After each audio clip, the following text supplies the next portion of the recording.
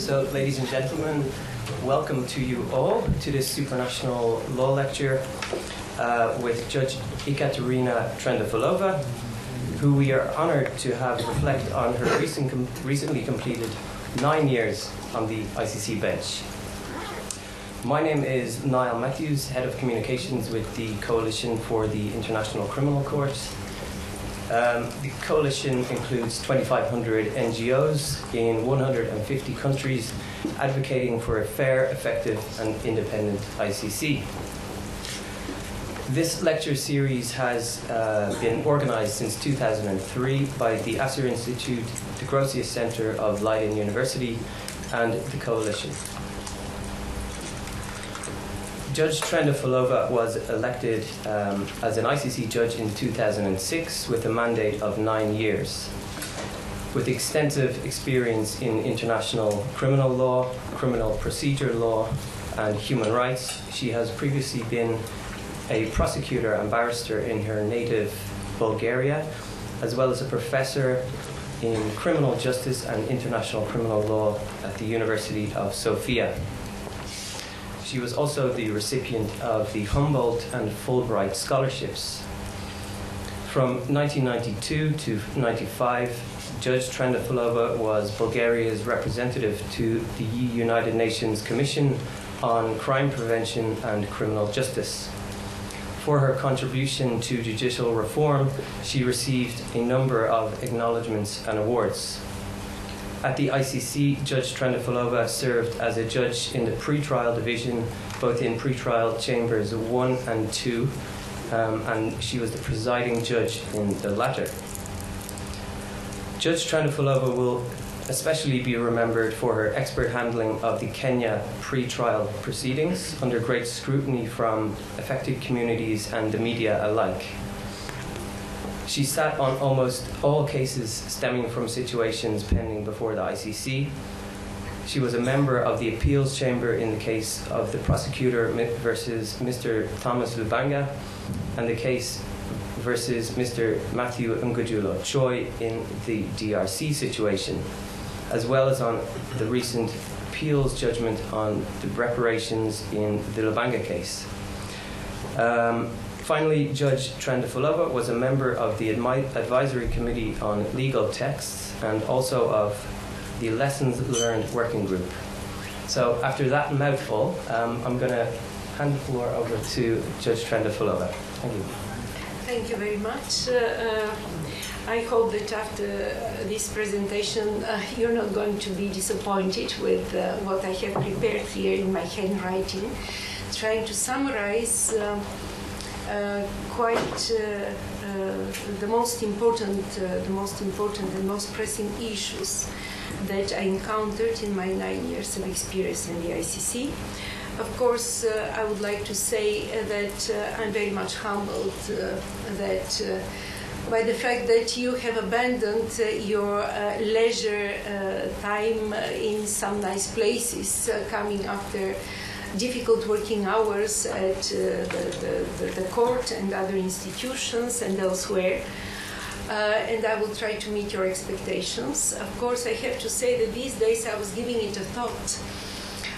What will be most interesting for all those who are interested in the experience of one of the judges who has finalized a full term of 9 years office at the ICC. And I tried to make some summary. Of course, you understand that due to the time constraints, normally when I'm invited to make a presentation somewhere that I do not quite often during the 9 years do, just because it's a matter of priority. My priority has always been the judicial work, but at the rare occasions when I could afford it, I have always been asking one question: are you going to provide me 1 hour and a half at least? Just because otherwise we just remain on the surface without going in depth into the issues that are of vital importance for the successful future of any institution, let alone of such a relatively young institution as the International Criminal Court is. Of course, now I would like to excuse myself in advance that maybe you're not going on all the issues that I would like at least to touch upon. You're not going to receive a very deep and thorough analysis, but I will be very happy to respond to any of your questions, and I hope that I will be able to answer to most of your further queries. Of course, the topic is 9 years of experience on the bench of the ICC. But before I start, I would like to take you back some years before I was elected to serve as a judge for 9 years in the ICC. I have been very, very much fascinated by the very idea of the establishment of a permanent international criminal court. Of course, this does not mean that I'm underestimating the ad hoc tribunals that made their very important contribution to the establishment of international criminal law. But still, and I'm not going now to tackle the pros and cons about ad hoc tribunals, but I was very, very much hoping that time will come when the international community will agree and the players on the international arena to establish a permanent court. And honestly, I was not very much optimistic about this, but finally it happened, and I was overwhelmed in 1998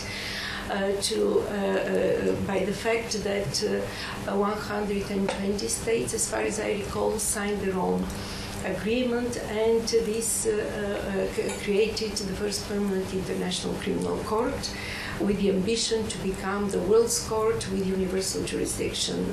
My country made a humble contribution, being one of the 60 states that lodged their ratification papers with the Secretary General of the United Nations. So on the 1st of July 2002, the ICC became operative, functional with, as I said, the modest contribution of my country as well. But the peak of my enthusiasm about the permanent International Criminal Court was when I have been invited by the Union of Bulgarian Lawyers, the most traditional and well-known professional organization, to be the nomination of that organization and the nomination accordingly of my country. And I remember the very special day, 27th of January 2006, when I was elected during the first round out of 96 voting countries. I was very much honored to receive 82 countries supporting me. Why? Because, of course, I'm going very professionally to touch upon some purely legal issues. But maybe this introduction, the purpose of this introduction is just to make you aware of, at times, my passion when I would speak about some issues or when I would criticize some of the approaches at the court, including the approach of my very good friend Judge Ekaterina, with whom we served in one and the same chamber for 6 years. Of course, this is not something that, of course, you have to take it as a way to let the steam a little bit out of and to create a more friendly and informal atmosphere, so that every one of you feels quite free to challenge my views, to ask questions, hoping that I will be able to respond to some of them, with my ambition to respond to all your questions. Of course, immediately after this glamorous moment in my professional life, my field has always been criminal law and criminal justice, so this was the peak of my career at the time. I immediately felt the enormous burden of the responsibility that everyone, be it a judge, a prosecutor, staff members, everyone has an enormous responsibility to make a contribution, regardless of whether it would be a fundamental contribution or a minor one, somewhere there hidden in some of the discussions leading to a final decision for the good future of the ICC. I have to say that I'm explaining all these feelings that I had at the time, because thereafter, during the first social events that I had with some of my friends in The Hague, I was very much astonished, not to say shocked, when even people who didn't belong to the legal profession, when it would come to the ICC, would start making very harsh comments on the ICC, making the point, oh, ICC is such a disappointment, ICC is not going to have a good future, it's not a promising international institution. And when I'm not knowledgeable about an issue, about the status quo, I would keep silent. But thereafter, I could hear this from also staff members from the registry. With them, I would try to encounter what is the reason for this immense disappointment. I didn't receive any explanation, just the assertion, oh, Judge, it's so much disappointing, it's so much disappointing.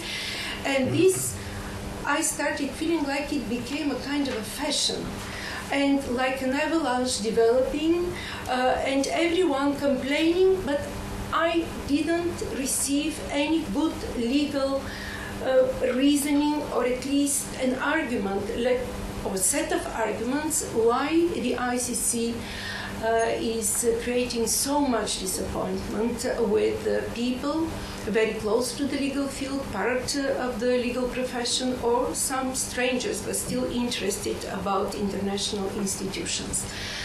That is why, as soon as I ended up on the bench of the ICC, being involved with the Uganda case, and as Matthew said, in almost all cases, that is how it happened, and I enjoyed it very much, I have to say. I tried quite vigilantly to identify for myself what are the issues that are the basis for this quite negative image, negative reputation of the International Criminal Court. And here I come now to the two main issues on which the international community and everyone else who is interested about the court has some concerns. The first one is the selection of cases, situation and cases, and the second one is the inefficiency, ineffectiveness of the proceedings that are at the same time very costly. With regard to the selection of situation and cases, it's not my my responsibility to speak about this, but I will just mention, for the sake of fairness, that of course it is within the domain of the prosecutor's powers to select situation and cases, but being mindful of Article 12 and Article 13, according to which state parties, even non-state parties that would enter into the ad hoc agreement with the court, could make a referral of a situation to the court. Also, the Security Council could make such a referral. So if we are to go through the situations that are pending before the court, it is only twice, if I'm mistaken, please just correct me, that the prosecutor, proprio motu, of course with the authorization of the pretrial chamber, decided to open up an investigation into the situation in Kenya and in Cote d'Ivoire. The rest have been referred to the court with this new terminology that is used, self-referrals, because, for example, the first situation, Uganda situation, has been referred by the government of Uganda. And now we know that Uganda and the authorities in Uganda have become the severe critics of the ICC. So I don't want to defend the office of the prosecutor at all, but we have just to see the facts objectively as they stand. Now I go to the second concern, that is related to the ineffectiveness and the costly proceedings before the International Criminal Court. In this regard, I also cannot just be critical, emphasizing only on the negative aspects of the proceedings, or become defensive, just presenting a beautiful picture of how the court operates. Of course, if you're interested, I can speak, and there are a lot of, I see a lot of familiar faces that have been working with us during weekends, during vacations, starting now Eleni, who has been working with me. I was in Sofia one summer vacation when we were working on the Kenya cases, the 2 Kenya cases. She working from Germany and from Greece. Silvestro working from Italy. Muhammad, my legal officer, from Egypt. Mr. BT from France. Simon from Slovenia, and so on. I'm sorry if I just forgot someone. We can speak about this. Teodora, Paloma, my younger colleague, I'm sorry, I forgot your name, and I had not to address people by their name. Arthur, who also made excellent in the last cases, excellent analysis, and provided them to me. But still, there should be an objective approach to the issue that is of concern to the international community. First, I would like very shortly to tackle those issues that are beyond the powers and the control of the court. And this is if we are to compare the ICC with the ad hoc tribunals and also with the national judicial systems, we have fairly to say that the ICC is operating in a number of situations, 8 or 9 already situations, pending before the court, which implies different culture, different traditions, different nature of the conflict. The ICC is also operating in ongoing conflicts or post-conflict situations where sometimes there is hardly any state organization. I remember some years ago there was this meeting of councils, and I was very much astonished by one lawyer from the Democratic Republic of the Congo who stood up and quite firmly demanded from the ICC not just to cover the territory of Ituri, where the first cases come from, but there are so many crimes committed all over the territory of the country, of the DRC, so the ICC has to step in and to cover the whole territory with all the crimes. Of course, as a judge, I couldn't take the authority to say, I'm very much sorry, but this is your national sovereignty, which implies that it is your main responsibility. ICC is just complementary, it has complementary jurisdiction, and you cannot expect that the ICC would deal with all the cases. Of course, I would also like to the credit of the ICC, to make some other comments that the ICC doesn't have enforcement organs. These are arguments that you all know. We have to. I'm sorry, but I'm used to speak we. The ICC has to rely on the cooperation of states. And when the ICC is conducting some of its functions, be it by the prosecutor or the chambers, when the chambers are already seized with cases, and the governments are hostile, then it is extremely difficult for the ICC to operate. Or if the governments pretend to be supportive, but actually they are not providing at all any support for the ICC, it is also very difficult for the ICC to advance the proceedings. For example, you know that there are at least 3 protective measures that could be taken.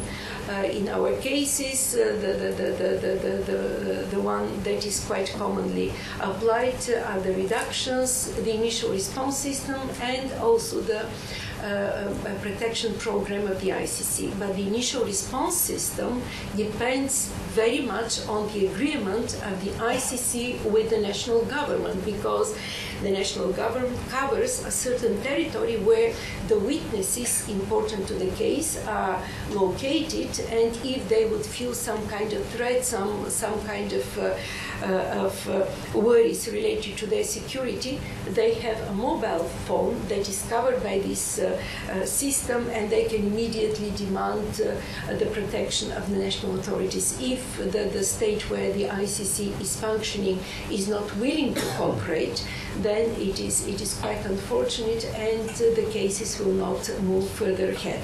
Of course, I can give a lot of examples from the different cases. Some of them maybe will not develop, although there were some requests on behalf of the prosecutor where the chamber has assisted, but as if there are no prognosis for some developments, because, and my main point is, the ICC very much depends on the cooperation of states. Of course, I would like to speak about the broader issue of cooperation with the court with regard to the arrest warrants, and I will come to the case, to the two arrest warrants against Mr. al-Bashir. You know that Mr. al-Bashir is traveling all over the region, and of course the ICC is experiencing a lot of problems when he's traveling to state parties, because state parties, according to the statute, have to arrest and surrender Mr. al-Bashir to the court. A little bit more complicated is the case when Mr. al-Bashir is traveling to a non-state party, but given the specificity of this referral that it was made by the Security Council, that was requesting from Sudan and also from all member states of the United Nations to fully cooperate with the court, implies also that even non-state parties have to cooperate with the court. This is a decision that I know that maybe has been contested. I'm looking at a professor who might be willing to discuss this matter during this meeting, but my main point again is that with regard to the arrest of Mr. al-Bashir and the 4 other ministers in the cases stemming from the situation in Sudan, there is no cooperation. Also, we have been lacking cooperation, of course, to the credit of Belgium, to the credit of France, who have assisted very much in the arrest and surrender of Mr. Barushimana and also Mr. Bemba. So I cannot present such an unobjective picture that state parties are not at all willing to cooperate with the court. But still, with regard, for example, of decisions that any chamber, pretrial chamber, always takes, but these are confidential decisions for the freezing of assets and proceeds of crime for the purposes of future reparations if the cases are going to end up in a conviction. Of course, we never receive some very active responses from state parties. I would also like to raise the issue about interim release. In the case of the prosecutor versus Mr. Bemba, our chamber, me as a single judge, I take the responsibility because my decision was overturned by the appeals chamber, and I still strongly disagree with this decision of the appeals chamber, because a very thorough assessment and review and scrutiny of all the facts in the case and compared to the requirements of Article 58 that should be satisfied in order either to issue an arrest warrant or to keep someone in detention, and you know that this review has to be made pro motu even by the chamber every 120 days. We came to the conclusion, I was working on this decision together with Eleni, with Mr. BT, who else was Eleni? Muhammad as well, yes. And we came to the conclusion, because I always want to test my personal view, I'm a team player, be it with judges or with the younger members of the team. That is how a good work is done. There is not a single person who could come up with a perfect decision just on his or her own. That is how I have been performing all my duties throughout my different professional activities.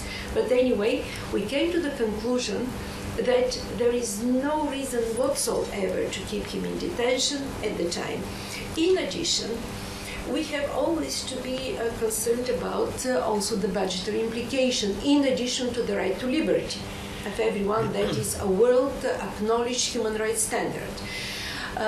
The budgetary implications are also not to be underestimated, because to your dismay probably you will come to know that 1 day in detention of every single person detainee costs 520 euros per day. So Mr. Bemba, together with his defense team, was suggesting to the court that he will be located in a house. All the technical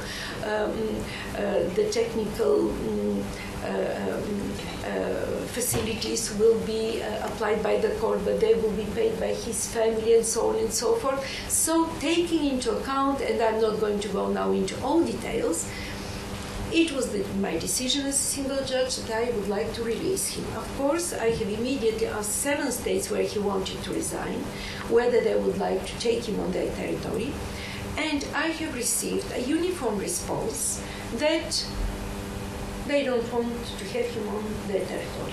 Full stop. Nothing else. And these were state parties, and I remember one was Belgium, the other was Portugal, South Africa, Italy. Eleni, help me but there was Germany, France, and I'm missing one, maybe DRC. 7 states.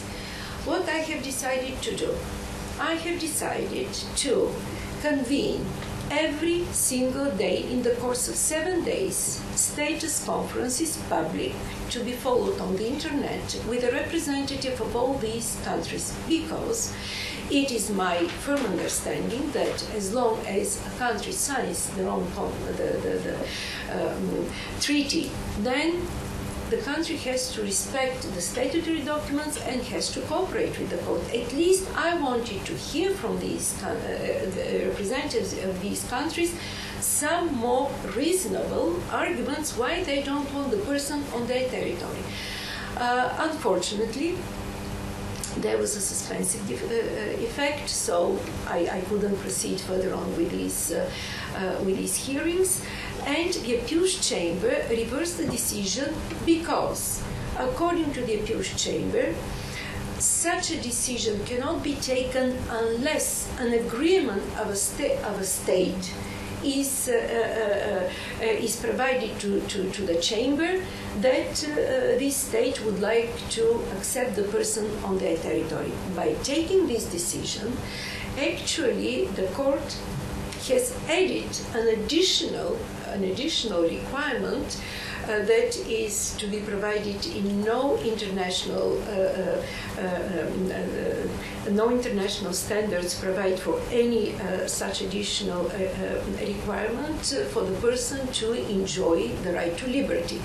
And that's why, just opening brackets, you know that there is on an international level a thorough discussion.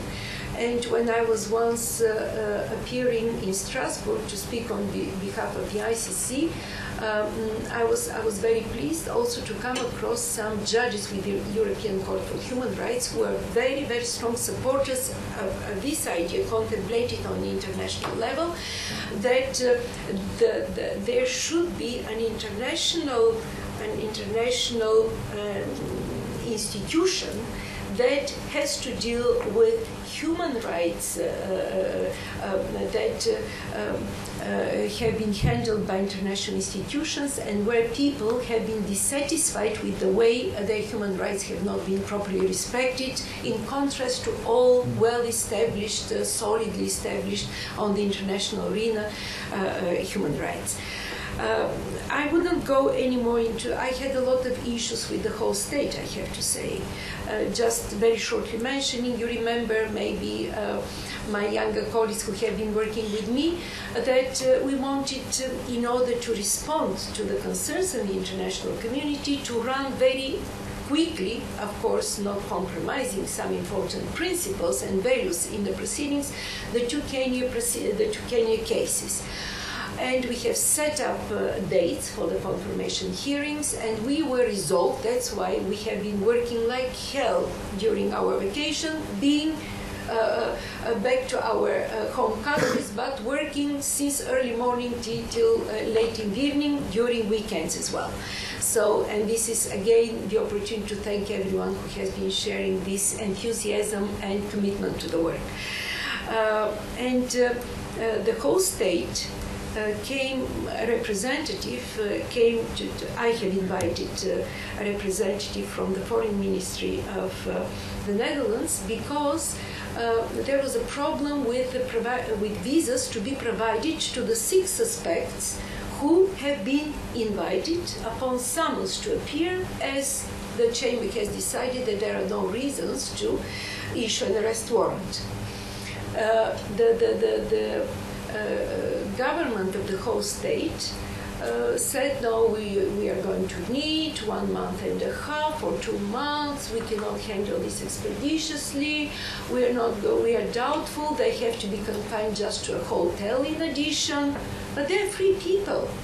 They have the right to a free movement, just because the court has decided that all these requirements, 3 in numbers, are not absolutely absent in these cases. We had a discussion in the course of 1 hour, 1.5 hours, without, of course, being rude. I just made the point on behalf of the chamber, of course, because the single judge is always performing on behalf of the chamber. And my colleagues were well aware of all these steps that I was taking. I said, you know, if we have to postpone the commencement of the confirmation of charges hearing due to delays that stem from your office, every decision, judicial decision, has to be reasoned. We know law is nothing else but reasoning.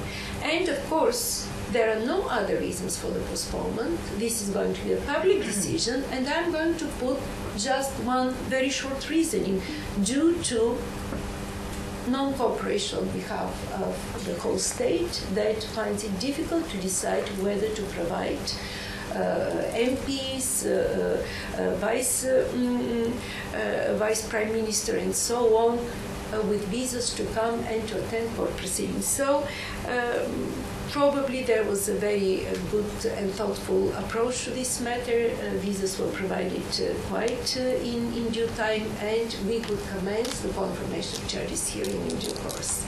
So now let me tackle some problematic issues that I have identified in these 9 years, and I'm going just to enumerate them. If you're interested, please just raise the issue.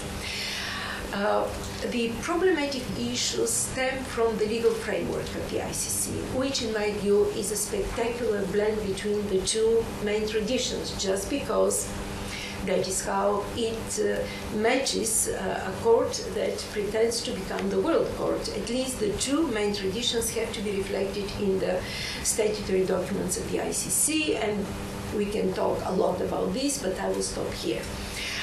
And coupled with the different background, not only of the judges, but also of officials elected, the prosecutor, the deputy prosecutor, staff members with the chambers, with the office of the prosecutor. Normally, there is a tendency to try to interpret the statutory documents with the knowledge that we have from our national systems or from another international institution, ad hoc tribunal, and so on, because this is the easier way to go ahead. And here I would identify 2 main groups of problems. The first one is when there are clear-cut provisions in the statute and the rules of procedure and evidence, the regulations of the court, that have been absolutely ignored. On this, you know, when it comes to work, sympathy, friendship, collegiality, and nice attitude towards each other doesn't work. On this, I was and I will always be absolutely critical. And I will not surrender in any discussion, because We have been elected to the ICC, and we must apply the law as it is, as it stands. There can't be, in our meetings, sometimes we used to have, and that is how it should be on a daily basis even, we used to have discussions, be it with judges, be it with legal officers. And I hated very much to hear the following sentence. I don't know how it is here, but in my system it is like this. Well, out of course of courtesy to my colleagues of politeness, I never reflected on this, but now I can say that we have been sworn in to perform our duties conscientiously, to make a contribution to the integrity of the proceedings, which implies knowledge, which implies diligence in properly interpreting, knowing the law, and applying the law. Let me give some examples. This is the first group on which I'm very much critical. For example, you know that the pretrial stage is quite typical for the continental systems. The pretrial chamber, of course, there are different developments in the national systems with investigative judge, with some developments in Germany, in Italy, in my country, abandoning the typical role of the investigative judge, but still having some judicial control assigned to the judge acting at the pretrial stage of the proceedings over some fundamental values like the right to liberty and so on and so forth. This pretrial chamber is also a typical continental phenomenon. There is a tendency when the case goes to trial to totally disregard what has happened at the pretrial stage of the proceedings. Please do not think that I'm obsessed by what I have been doing in the course of 9 years. If we would go into a discussion, what would be my preference for amendments to the Rome Statute, I have my views. I have been in charge of the reform in my country, and there are a lot of ideas that I and my colleagues took from the common law system in order to make it efficient, workable, and so on. But as long as the agreement on this law has been the basis on which the court has been established, we cannot go against this agreement and change what the states finally, with compromises, with a lot of discussions, with a lot of sleepless nights, agreed to do. This is going to be the law. Next point. What is, you're going to say, what is the detrimental follow-up of this approach? The detrimental consequence is that there is new disclosure of what has already been disclosed, newly considering the admissibility of evidence. So a lot of repetitiveness, which is inappropriate. It has an impact on delay of the proceedings and also budgetary implications. You're maybe going to make a point, why are you so much interested and worried about the budget?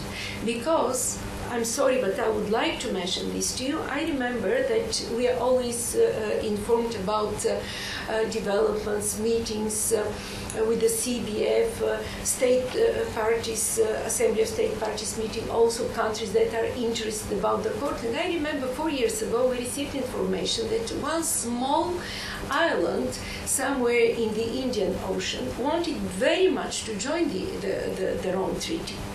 But it couldn't afford. Of course, it was after the economic crisis spread all over the globe. The point was, we cannot afford to pay to the court the annual contribution of 1,300 euros. So these are the difficulties that the state parties encounter, and we have to be attentive to this. So then, updated DCC. Well, let me tell you how the whole history about the updated DCC started. It started with the Lubanga case. But the Lubanga chamber, trial chamber, composed of Judge Fulford presiding, Judge Blackman, and Judge Oliupinito, didn't have any problem with the clarity of the facts and circumstances. And honestly, I have to say, although I have agreed with my colleagues, let us make alternative charges, let us try to make it more concise, clearer, for a knowledgeable lawyer who knows the substantive law, when you read the story describing the facts and circumstances, you know what is important for the judge to make up his or her mind on the basis of the requirements of the law. What is rape, what is murder, what is persecution, and so on and so forth. But anyway, we have to try to be cooperative and to accommodate each other's concerns.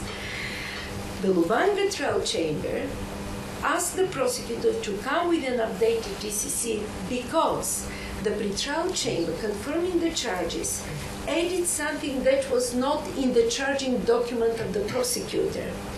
The prosecutor was charging the crimes of enlistment, conscription of children, using them in hostilities, only with regard to non-international conflict, armed conflict. Well, the trial chamber, the pretrial chamber decided that there was an international armed conflict. And because in the view of the trial chamber it was inappropriate to broaden the scope of the charges, and I agree with them, they asked for an updated DCC. Well, the updated DCC became a fashion. And even it is a kind of a demonstration, nothing that has happened at the pretrial stage of the proceeding doesn't matter. Well, then let us make a proposal to the Assembly of States Parties to make a radical change to the Rome Statute, but not just by our decisions to totally delete an important part. And I don't have time now to speak a lot about this. Then, of course, these are some of the issues that have been raised by amongst the judges, and there was a plea made by the presidency that every judge would submit concerns with regard to issues that are problematic on the basis of these submissions of all the judges. Then a whole the lessons learned working group was established, also the roadmap with the priority of some clusters, also the pretrial division. At the time I was presiding over the division on the rotation principle, just for 1 year, of course. And after we have received all the points of concern to our colleagues working at the trial stage of the proceedings, we had twice meetings where we have decided to accommodate these concerns. We have decided to proceed with shorter decisions. And to the credit of the first judges, not because I would like to be nice to the 2003 judges, but when the court is making the first steps in a field that is unknown, there should be, of course, a proper interpretation of the law. And the judges have engaged in interpretation of the substantive and of the procedural law, of the mens rea, of the actus reus, and so on. Of course, now it was a valid comment, because now in the decisions we are only making referrals, unless, of course, we disagree with some of the interpretation. Then, of course, we have to spend some paragraphs deciding differently on, like, for example, in Bemba, we decided differently that there is no dolus eventualis, as was decided in the Lubanga case, providing some reasoning that, in my view, is quite convincing. Then we have decided also that we are going to provide alternative charges, in particular alternative modes of liability, just because it was considered difficult to apply at the trial stage Regulation 55, when within the same facts and circumstances, which is a typical continental approach. Honestly, I do not find any difficulties in this, maybe because I have been working in this system, but within the facts and circumstances, then due to the newly presented evidence, there could be a need to make a legal recharacterization of these facts and circumstances, as, for example, was done in the Katanga case, and I have my opinion. I don't think that it was delayed, because I think it is quite a responsible duty of the judges, after having collected all the evidence, to sit down and to make a very proper analysis of the evidence in order to decide whether the evidence as a system requires a different legal characterization, and I'm very pleased with the decision that was taken by the Appeals Chamber on this, and I was a member of this chamber. As time is very much advancing, there are many issues, but I would like to touch upon one extremely vital issue related to the type of evidence before the ICC, and most importantly, the assessment of evidence. Maybe you're going to say now, Madame Trendafilova, you're obsessed by your dissent together with Judge Tarfur. I have to tell you, I'm not in favor of writing dissents, not because I'm afraid to write dissent. It's much more easy. I sit down, I write my dissent, I even do not attend the deliberations. In the early years of the institution, of an institution like the International Criminal Court, I believe that it is very important, it is crucial, to the extent possible, of course, not judges being pressed to make compromises with their knowledge, with their expertise, and self-conscious, that the ICC would come up with strong legal decisions, sending best practices, if of course they turn out to be best legal analysis, to the international community. Like, for example, I remember when for the first time, and now I come to an issue that we have different views, apart from the dissent with Judge Tarfur about the in-depth analysis chart. I will come to this and I will end on this.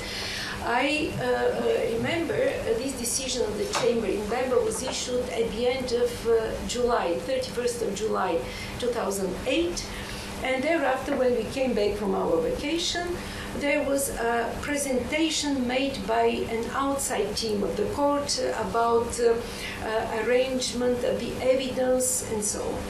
And we were quietly sitting, the members of our chamber, just following the presentation, when the person whom I don't know, and I don't remember, of course, his name, said there was a conference in Germany during the summer vacation of the court, where a lot of legal issues have been discussed, and this was a top decision by the pretrial chamber 2, requesting analysis chart by the prosecutor when disclosing evidence, and even it was there was an appeal that national system should follow this approach and so on. Of course, there could be different views on this, but I will very shortly just justify why this is, in my view, the correct approach. But before that, about the evidence.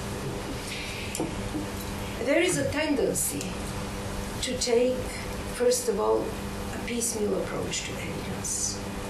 And let me give some examples. In this Ngujolo case, there was a witness that was a representative of the United Nations, that was going to the field, that met Mr. Ngujolo in person, and so on.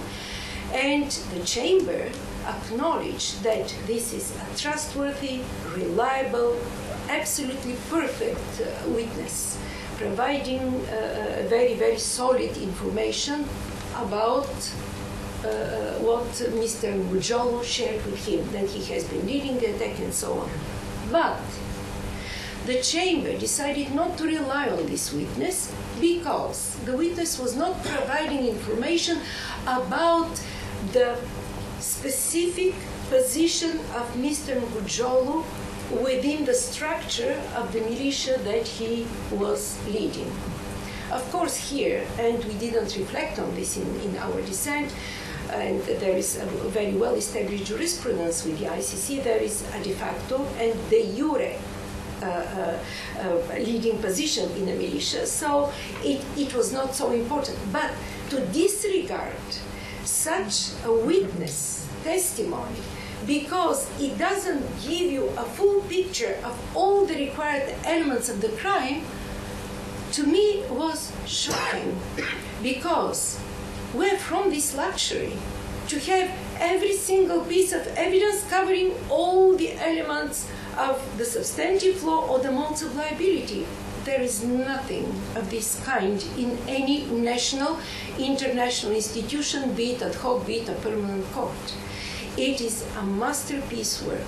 It is a very delicate work. That's why I will never accept critical comments about Judge Scott, who had to sit down and to make a very good, that like to form a puzzle out of the different pieces of evidence and to see this evidence is corroborated by this one. They have good probative value. They're equally trustworthy. So as a system, that's why I don't like the word pool of evidence or set of evidence, because it implies a chaotic assemble of evidence. But the system means interrelation, connections. Every piece of evidence is complementing the other. Otherwise, if we go ahead like this, the court has to be locked.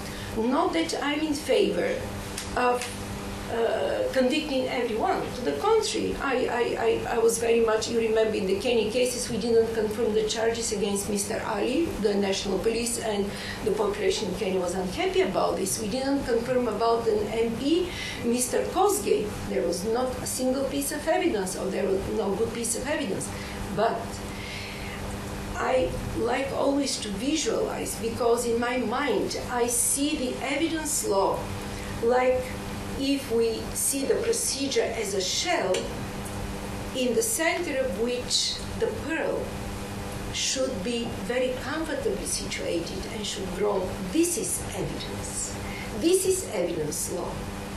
The procedure has just to make it possible for the evidence to further on develop, and thereafter the wise people to sit down and properly contemplate every single piece of evidence, and thereafter to see whether they could count as a system. That's why we speak about circumstantial evidence, of course, with some strict requirements and so on. This is something that I'm very much concerned about. When I came to the court, I was also astonished, I have to say, that UN reports, NGO reports, commission reports from national commissions were used as part of the evidence, because I was still in my mind a national designed person. But then I realized, and in the Bamba procedural part and how we tackle evidence, we made it very clear that such pieces of not typical evidence, of course, cannot be excluded. Of course, the conviction can never rely solely on such pieces of evidence, not in the typical sense of the word.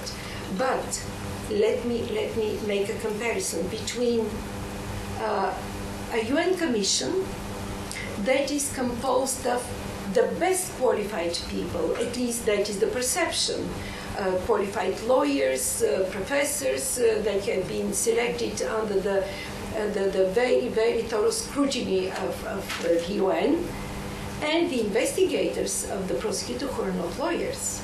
So I don't believe that we have so easily just to exclude such information that could be corroborative to the typical piece of evidence. And I will finish on the in-depth analysis chart. What is the history about the in-depth analysis chart? In the Bamba case, there was disclosure. Of course, we left it to the parties. Let the parties, the prosecutor disclosing, the defense thereafter, and so on. But at one point, the case record was flooded by telephone bills, bills for the schools of the children, some posts and so on, that was collected during the search and seizure in the premises of Mr. Bamba when he was arrested by the Belgian authorities. Then, simultaneously, the problem in the Lubanga case with the suspension of the proceedings happened with Article 54.3e, evidence that was received on a confidential basis. I was wondering why so late the prosecutor came up with this information about exculpatory evidence received on a confidential basis. The information that we have received from our colleagues from the trial chamber, that there were 2 binders, some were forgotten in the offices of the prosecutor. I remember like it happens today. I sat down together with Mohammed initially, thereafter I involved all members of the team. As I said, I'm a team player. And I said, it appears that it is a totally chaotic office. Just because we are not supposed to receive something that is not at all relevant to the case. Because the first requirement when we speak about evidence is that evidence should be relevant. If it is not relevant to the subject matter of the case, it is out. That is why we have decided when the prosecutor is disclosing the evidence, the prosecutor has to make clear which of the required elements of the crimes or the modes of liability this evidence is related to.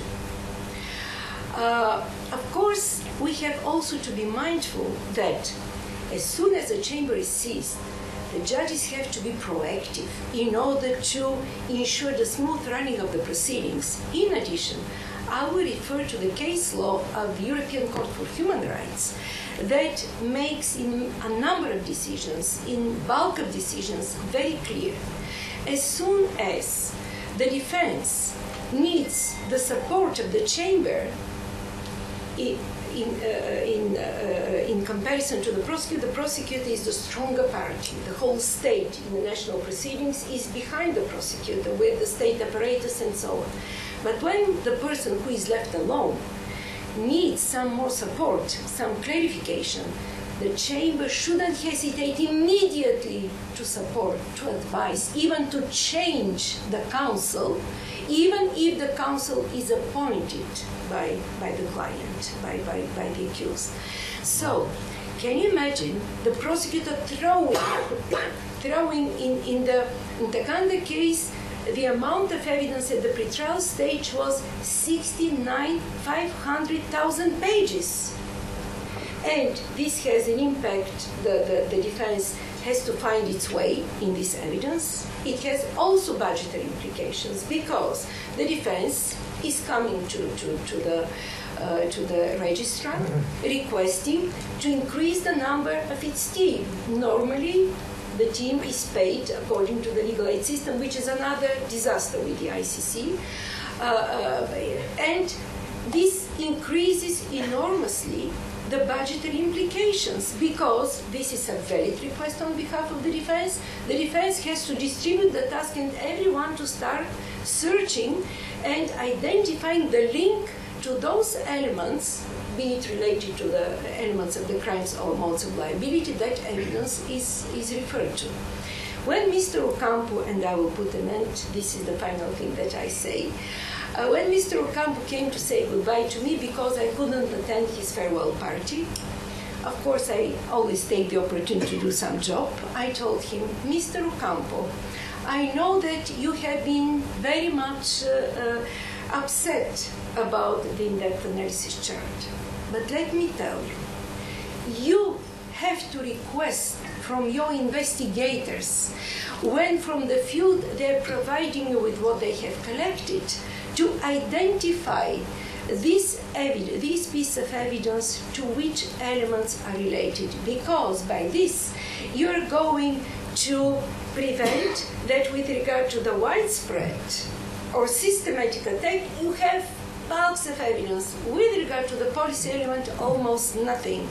As of this early stage of the proceedings before the office of the prosecutor, you're going to start filling in the lacuna and you're going to give instructions, stop collecting evidence about what you have twice as much, 10 times as much as we need. Now focus on this element. And they started doing this. They started doing this. That is what Mr. Borrelia said, yes, we are doing this, Judge, just because this is the right way to do it. I cannot appear before a chamber just throwing something without a, if the prosecutor has to find the link to the elements, bills that have no relevance whatsoever to the crimes or the modes of liability will not be disclosed. Then we reduce the bulk of work. So, of course, there could be, and I'm a person absolutely always open to discuss if the Office of the Prosecutor, because in this discussion with Mr. Borrelia during the farewell party of Judge Kurula at their embassy, he said, Judge, but we're doing this, but it has to be a little bit easier. I told him, no problem. Let us go to status conference together with the defense. Let us discuss it. I'm a person immediately ready to accommodate your concerns, but it must not be otherwise. It is wrong. You cannot just come and blah, blah, blah, tell a story. Like, for example, with the DCC. Not footnoted. How otherwise it could be? We are lawyers. You do not provide to a chamber a fairy tale. You state, this is what happened, this is the narrative, and of course, it has to be supported by evidence, make reference. So, anyway, but the ICC is really a fascinating institution. I'm telling you this with the more work I had, the happier I felt, just because it makes you feel that wrongly or rightly, because no one is always right. We have a lot of shortcomings, but you're making a contribution to this institution that I believe to be a revolutionary step in the field of international law. And I hope that the ICC and my new colleagues, I would like very much to encourage them. You would love what you do, and you will be absolutely happy, just because we are blessed to have been working and you to be working in this institution. So I'm sorry, there was so very much that but I'm not going to destroy your good evening. I'm really very much impressed by the fact that you just didn't spend some nice, the weather is nice outside this venue. But I'm ready to respond, if at all, to any of your questions. So thank you so much.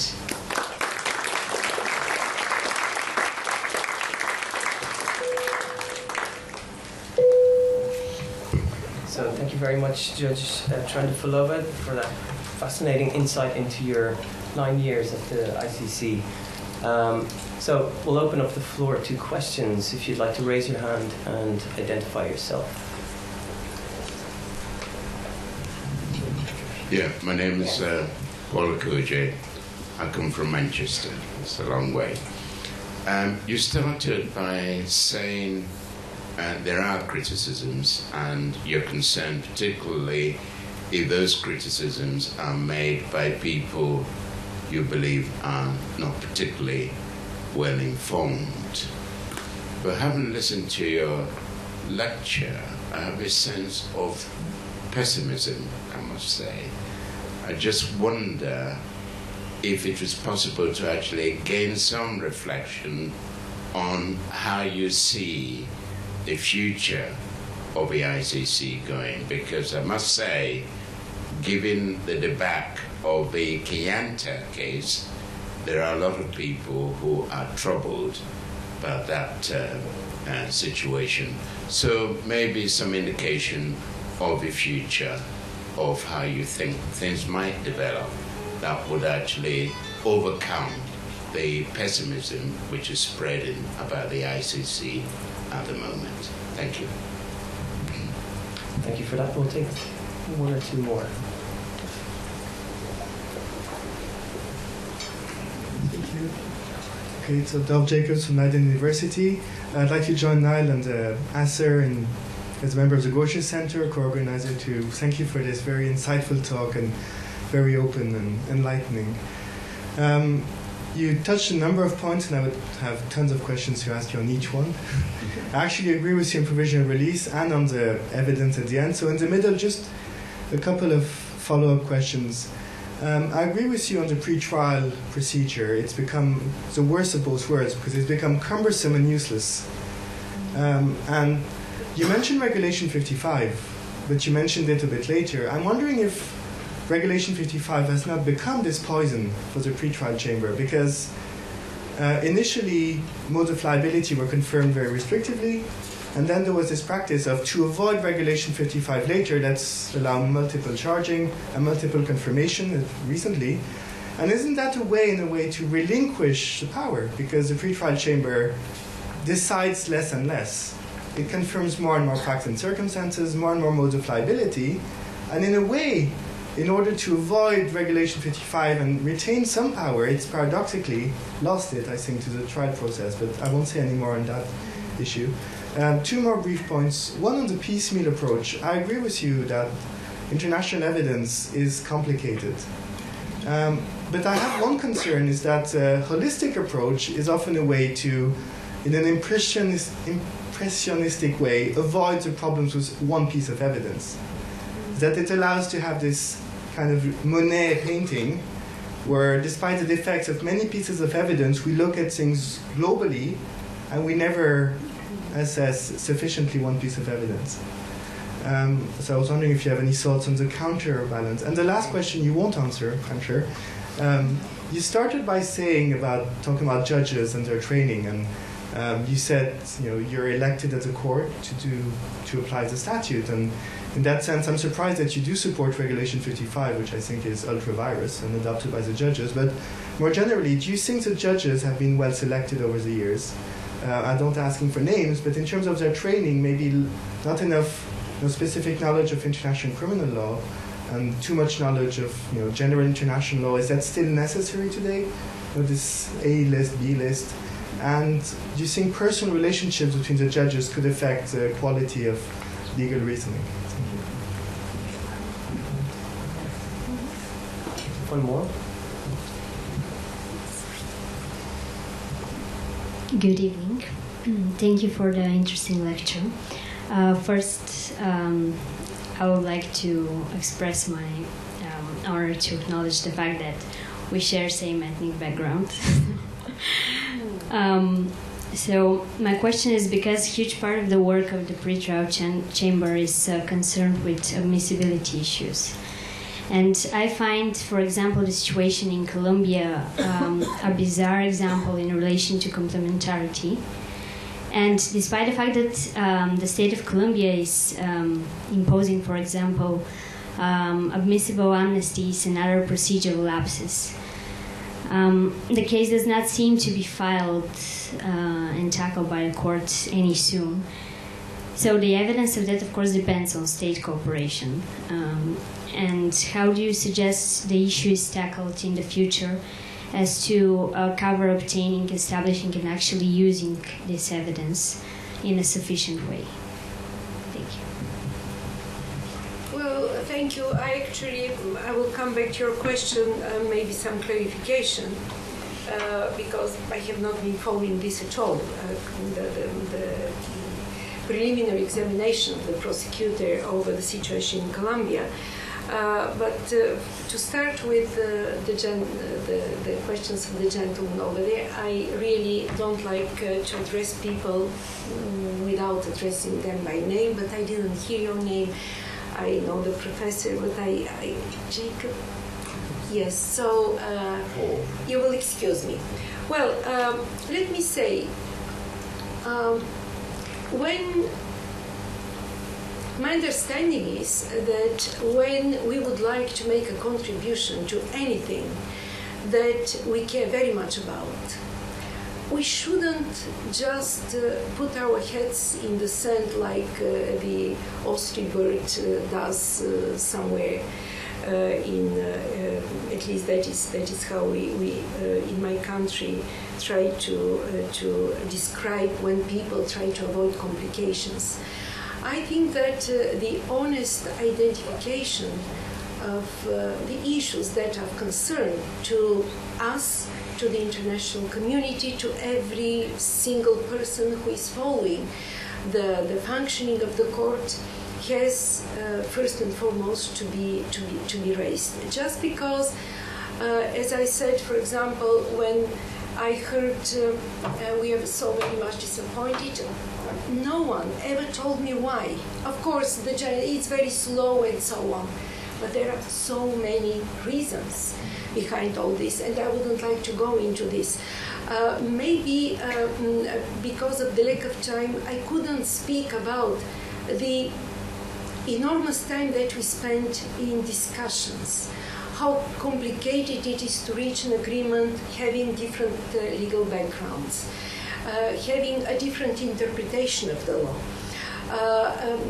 And this is with the good intention to come up with the best legal approach.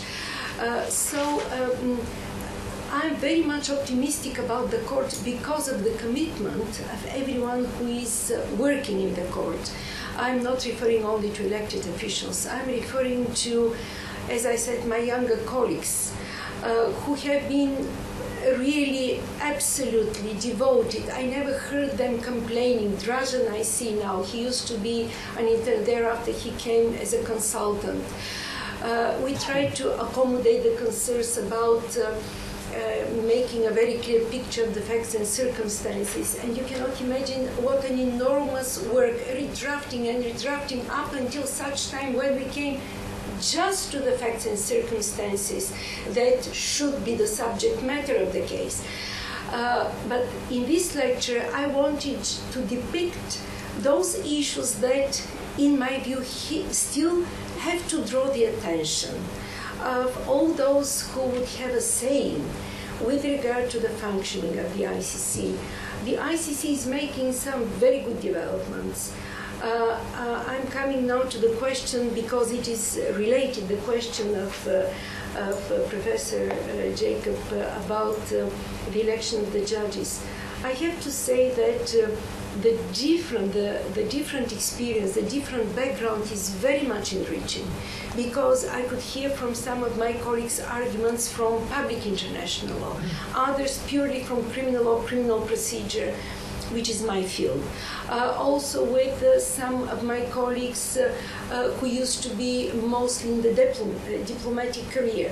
They could be very useful when we are discussing some issues related to the Security Council referrals, to how we have to proceed when Mr. al-Bashir, for example, wanted to travel to the United Nations and to make a speech splashing his arrogant disagreement with the ICC and despise about the ICC. So I think that the idea of A and B list and list B is a good one. What to me is problematic and could be problematic if judges do not meet to discuss, but not going to a meeting, discussion, I do not speak about deliberations, whereby everyone would go just for the purpose of imposing his views or her views. This is wrong. This is wrong. We go to a meeting, our ego has to be satisfied. We have reached the peak of a career in this field, and we have to put on the front line our ambition to listen to our colleagues, to consider their views, to be ready to abandon our initial view. If you give me one good argument, I surrender immediately. Why? Because I do have respect for the law, and I do want very much the ICC to flourish. So this could be a problem if judges don't listen to each other, if judges try to impose what they know. For example, I have to tell you that, and this is apart from this, but the question about the judges. But when I came to the court, I was wondering why the Office of the Prosecutor is, the abbreviation is OTP. I was asking, why OTP? My first legal officer, Professor Carsten Stan, who is my dear boy, I'm his second mother, because we used to discuss a lot, to quarrel a lot, and so on. He said, you know, I don't know, but maybe Office of the Prosecutor. I was not very much convinced about this, and when some time ago, I was revisiting for some purpose the statutory documents of the ICTY. I saw that the wording there is Office of the Trial Prosecution. And then I told my younger colleagues, those who join the court, am I right, Judge, or I'm wrong? But that is what was the explanation, because I cannot be just satisfied with a perception that is not very much likely to be the case, that Office of the Prosecutor. So, but my point is, people who came from the ICTY just copy-paste what they even use as a terminology. Even some of my other colleagues coming from international institution, which is a very valuable experience, extremely valuable, but they tend to use language that is not in the statutory documents. No, just leave it aside.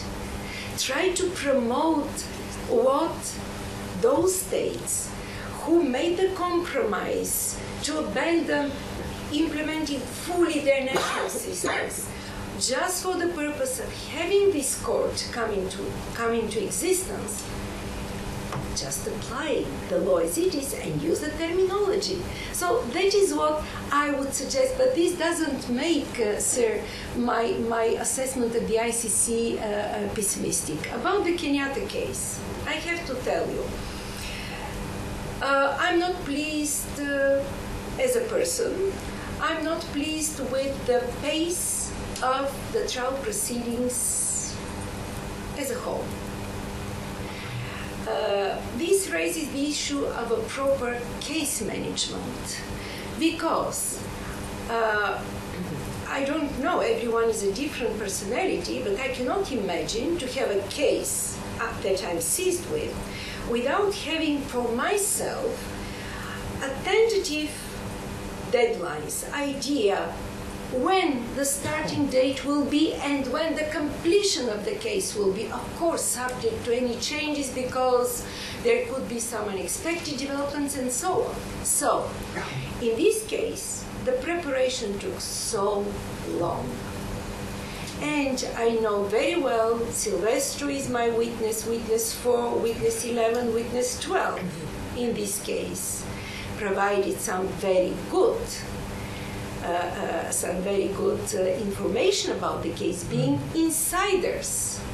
Finally, I don't know, I can only speculate, and as a former judge I'm not supposed to do this, but these very important witnesses, in addition to other evidence, were lost. Why? Because this time was used to maybe approach the witnesses, convince them, the witnesses maybe decided to abandon their participation in the proceedings, they lost their memories of the case and so on. That's why I believe that the trial judges have to sit down and to make a very good planning of the case and the run of the proceedings, to have number of status conferences. Prosecutor, tell me how much evidence you intend to use for the purpose of your case. The defense should be approached with the same question. Then, it is not sufficient. Tell me, with regard to the different elements of the evidence, do you have a lot of evidence that is related just to one element, repetitive evidence? If this is the case, for example, can you imagine if a crime is committed on a stadium, and if the prosecutor would invite 10,000 viewers of the play to come and to appear before the court? Of course, that's why judges have to be active, not in a sense to micromanage the parties, not to patronize the parties, but as soon as the chamber is seized, the parties have to feel the knowledge of the judges about the case, their motivation to really run the proceedings expeditiously, to have a vision about this development. And I believe that if such proper management of the cases will gradually gain momentum, something along these lines wouldn't happen, because the case, as we know it with Judge Tarfurser, the case of Mr. Ruto and Mr. Kenyatta had some very good evidence. So what happened thereafter? I attribute it to many factors that I wouldn't like to discuss, but one factor that we can handle, because we cannot impose on others not to be proactive, but we can impose on ourselves not to prepare the case in the course of 1.5 years. This time is used for other purposes as well. About the PTC, Professor, let me tell you, there could be pros and cons, but let us not underestimate what the pretrial chamber is doing, because we have the Marushibana case terminated, we have Ali case terminated, we have Kenyatta case terminated, we have Abu Garda case terminated. So if proceedings are properly organized, and I have to tell you, the outside observers don't know so very much about what happens at the pretrial stage of the proceeding. It's very interesting. It's like a funnel. Everyone comes with so many and so interesting issues. You cannot imagine, but a lot of them are dealt with on a confidential basis for obvious reasons. So I think that the pretrial chamber is streamlining very well the proceedings, and thereafter, and the record of the case has to be sent pursuant to Rule 130. So I wonder why my colleagues, whom I like and respect, I'm in very good friendly terms with all of them, why they just keep away from this record. They have to profit. For example, not to redo reductions, but just to ask some legal officers to see whether there are changed circumstances and to change for the sake of the defense, or to impose some additional reductions. Again, depending, it is on a case-by-case basis, everything has to be decided. So these alternative charges have been for the purposes of making it easy for judges to apply Regulation 55. I do not have a problem to apply it at all. Why? Because within the facts and circumstances, as described in the confirmation decision, due to new evidence, that, of course, we know that much more evidence is presented before the chamber and much more reliable, live witnesses and so on. Within the same facts and circumstances, the legal characterization has to be changed. It is not a problem at all. And I have always been quite questionable about this. I'm sorry if I would appear a little bit to be impolite, but if this is something that is not typical for common law, well, as I studied common law, it was my passion in the course of 20 years, comparative criminal justice and criminal law. But sit down and try to see the ratio. But we did what was requested, although in my view, it is not necessary. Also, making a very short description of the facts and circumstances is also going to be detrimental for the trial judges. Why? Because they limit themselves within a very, very small set of facts and circumstances. Of course, when the pretrial chamber describes, the trial chamber has always to be led by what is required by substantive law and procedural law. We cannot just tell a story. There was an attack, and while the family was having dinner, and the dinner was pleasant, enjoying some French cuisine, and so on and so forth. Of course, no one is going to do anything of this kind. But if you give a good picture of the facts and circumstances, and not narrow it down to several sentences, because then you really block the trial chamber. Then with within this related to the elements of the contextual and specific and to the elements of the mode of liability, facts and circumstances, you give a very good margin of movement within this description of the facts and circumstances. So I couldn't, but I'm not a person to try to explain. But if what I explain is not taken, and I'm not trusted, if that is the way I work, if I proceed pushing, it would appear that this is a personal interest, a personal issue. Well, I just step back and I rely on all of you reading the decisions and then making your analysis. And in this way, by way of articles, conferences, you try to change the perception about some legal issues. About the peace bill, this could be a valid concern that you're raising, and that's why I made a special point that by this you shouldn't think that my ambition, the ambition in this case of Judge Darfur said, because we have been strongly in disagreement. Even I have to tell you, I'm a human being. When I was listening in the courtroom, the presentation of the majority judgment of the appeals chamber, my heart was bumping because I cannot accept this.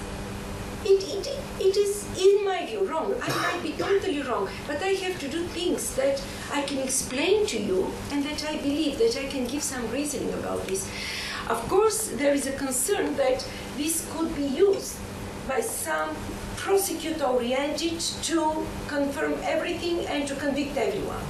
That's why I'm speaking about a system of evidence, which means that at the end, making the puzzle, if still some of the gaps cannot be compensated, it doesn't work at all. And that's why I speak about the proper reasoning. And it's not a proper reasoning the way we have seen it. And it was not at all a way, but to disregard some important piece of evidence whereby Mr. Ngujolo was giving guidance how to intimidate witnesses, how to bribe witnesses.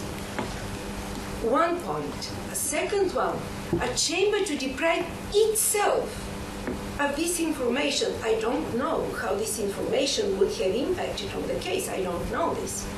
But when the law imposes the duty on the trial chamber, the appeals chamber, to establish the truth and to deprive myself of an important tool to establish the truth, well, I personally cannot accept this.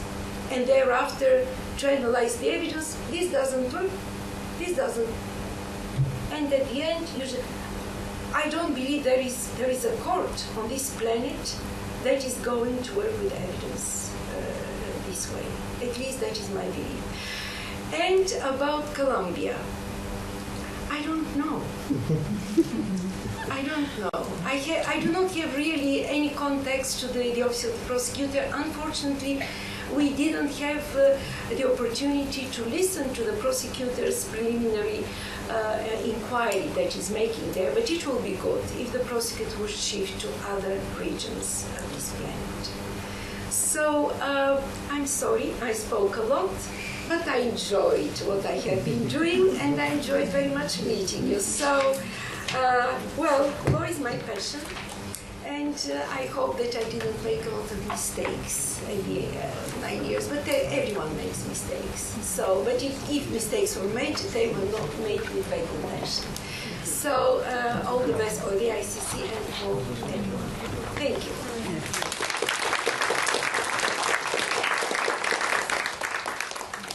So with that, we will close the lecture. I'm sure you have more questions, but we're already quite over.